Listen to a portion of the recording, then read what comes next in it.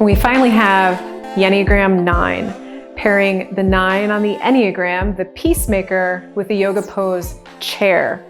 So think about this as a place of in-betweens. Now the 9 is trying to avoid, they're trying to hold everything in to avoid conflict. They don't want to express anything that might cause conflict.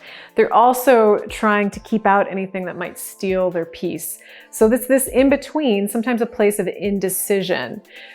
Now let's see what that looks like, or feel what that looks like in a yoga pose. Now chair pose, traditionally feet are together. You might find better balance with the feet apart. You bend and soften, but you try and stick your tailbone out behind you so that you can still see your toes, but your weight is in your heels. So I'll do this from the side. Taking it into chair pose, got a yoga friend here. Hands at your heart for this version.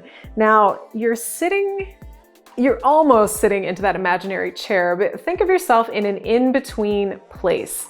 You're neither standing nor you're fully sitting.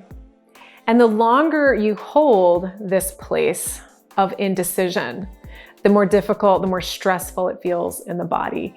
And I feel like it's the symbolic place of knowing that when you don't make a decision, you are in fact making a decision.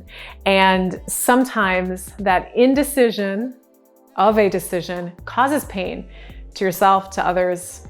Sometimes that's just the case.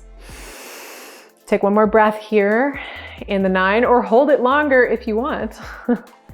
And then inhale to rise. 9s are beautiful people, as is every number.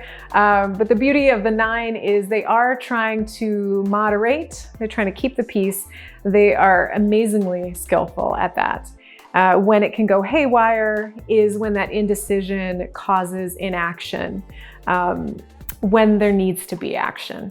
So the chair for the peacemaker, taking a seat, finding that place of perfect peace, avoiding conflict internally and externally, sometimes too much, but we all have our excesses in each number.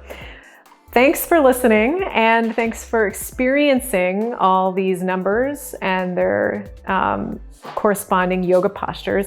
Now, I've chosen postures that make sense to me, that are helpful when I teach, when we do this together as a group.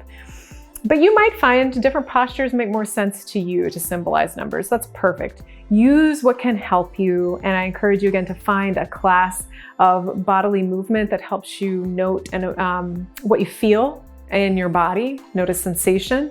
And I also encourage you to find a group of friends and a teacher, hopefully, of the Enneagram or any preferred personal growth system, so that you have that community to talk with, to grow with.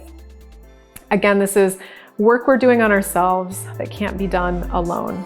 Thanks again. I'll see you next time.